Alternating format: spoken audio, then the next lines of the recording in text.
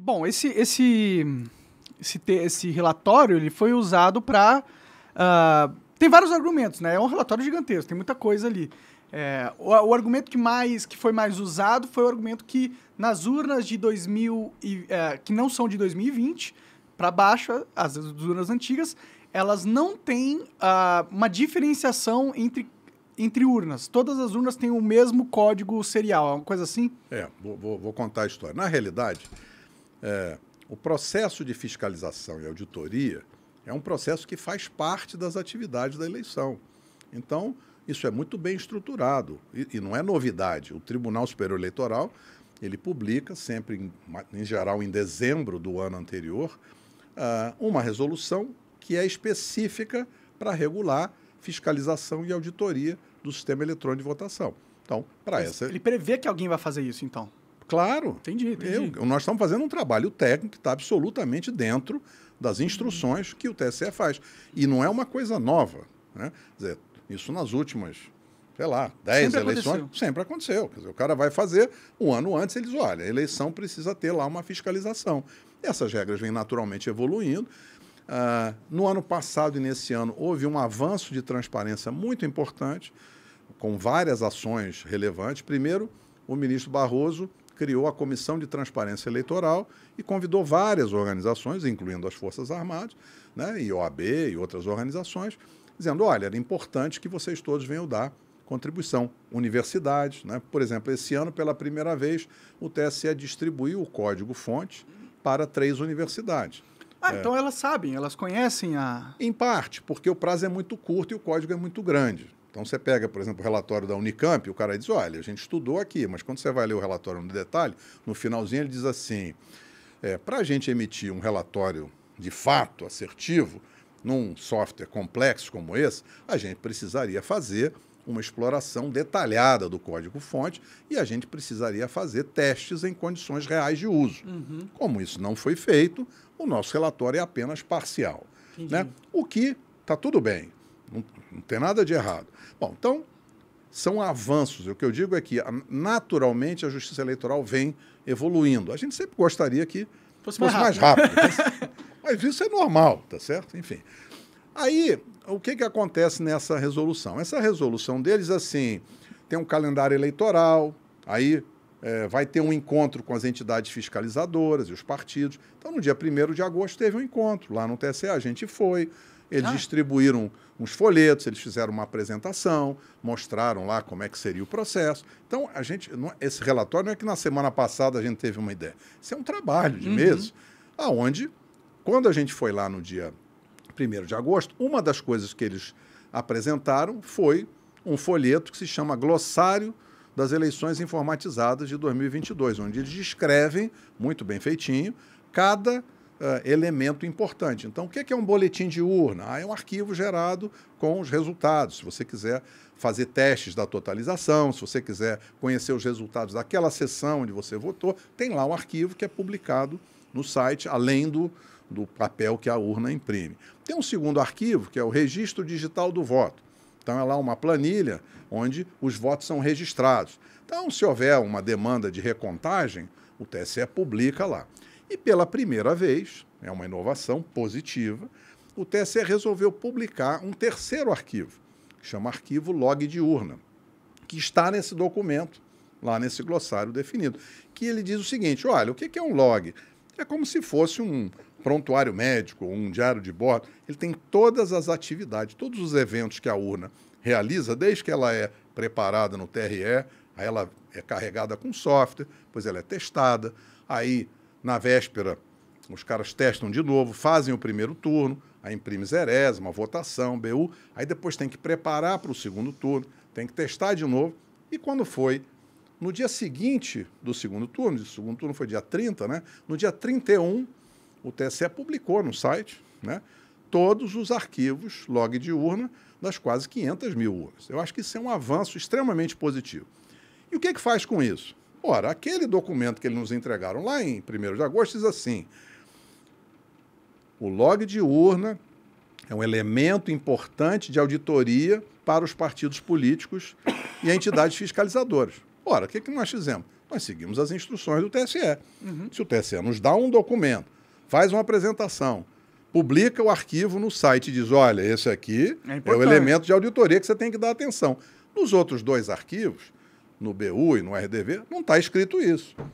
A função é para outra coisa. Para a auditoria é esse aqui. Bom, já sei que é um elemento importante. Como é que eu faço? Eu tenho que voltar lá na resolução que o TSE publicou e tenho que estudar. O que está escrito na resolução que pode ser feito ou deve ser feito após a eleição? Aí você tem lá uma seção que diz assim, verificação extraordinária após as eleições. Aí tem um artigo que diz, após as eleições, os partidos ou as entidades fiscalizadoras podem pedir uma verificação extraordinária. Quando é que faz isso? Quando surge algum indício, algum fato, alguma circunstância que está documentada, está evidenciada. Então, no nosso caso, o partido foi lá e pediu, olha, isso é uma atividade administrativa. Isso não é um processo judicial. Isso é uma coisa comum. Institucional, previsto total. Por eles. Sim. Eles mesmos, eles criaram essas regras. Claro. Sim, sim. Nós não estamos... Ninguém é maluco aqui. Gente, claro. Não tô, só pra galera entender. Nós estamos fazendo um troço que eu quero dizer. Olha, nós fomos lá e disse, é assim que tem que fazer. Está aqui a regra, está aqui o calendário eleitoral, está aqui a resolução, está aqui o glossário que define. Beleza. Então, define, o cara publica o log, explica o que é, tem a regra na resolução. Mas vem cá, como é que eu vou saber se está certo ou está errado? Certo? Porque é disso que se trata. Eu preciso, né, o time precisa analisar. Tem um outro documento que faz a especificação técnica, que é assim, formato dos arquivos de log. Está lá no site do TSE. Aí nós fomos estudar o documento. Aí o documento diz assim, o que é um arquivo de log? Arquivo de log é o arquivo onde são registrados em cada linha um evento que aconteceu na urna. Então, liguei a urna, carreguei um software. Cada urna individualmente. Cada urna gera o seu. Sim, entendi. Né? Cada urna gera o seu. Aí, quando entra na eleição, diz assim, eleitor foi identificado com a biometria. Antes disso, tem assim, mesário digita o título do eleitor. Então, tudo que lá, acontece tudo lá. Eleitor coloca o dedo e a biometria deu certo. Ou, biometria deu errado. Tenta o segundo dedo, tenta o terceiro dedo, está tudo lá. Pode crer. Aí, de repente, diz assim, o cara foi autenticado, pode votar. Aí tem, eleitor votou deputado federal, eleitor votou deputado estadual, senador, governador, presidente, beleza, vamos em frente. Então, cada linha é um registro de uma atividade.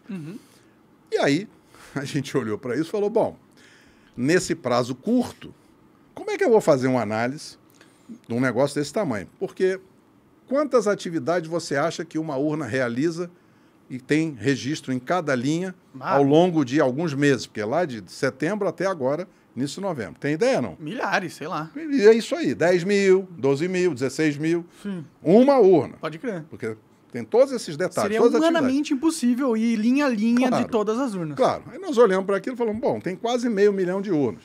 Cada urna tem 10, 12, 15. Esse troço vai dar bilhão de linha. E deu.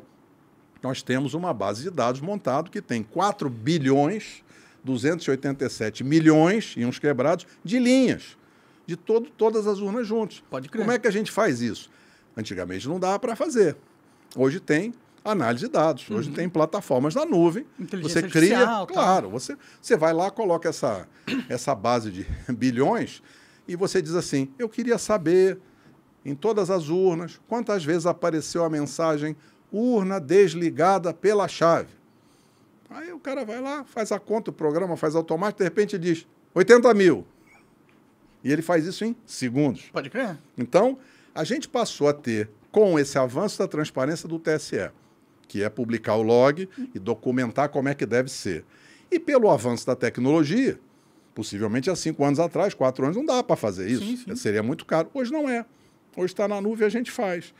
E aí, quando a gente estava montando essa base, né, que começa a carregar de todas as sessões no Brasil inteiro, de repente, o time técnico liga para a gente e fala, olha, tem uma coisa estranha aqui. Eu falei, o que foi? A gente está montando, está dando certo, estamos baixando as coisas do site, estamos subindo, criando a nossa base, mas na hora que a gente vai verificar quantas incidências únicas, quantas vezes aparece cada número de série de urna, tem um número estranho aqui, que já está aparecendo algumas centenas de milhões, e na hora que a gente colocar todos os estados, aqui vai dar bilhões de linhas. Eu falei, mas um número estranho, como é isso? Não, tem um número aqui, que é o mesmo número, que não é um número de série válido, porque ele é 67 milhões, uns quebrados, e o número máximo de série da urna é 2 milhões, né? Que é o das urnas novas, vai 2 milhões e 500 mil, lá sei. Pô, então 67 é um número espúrio, ele não faz parte da faixa de numeração.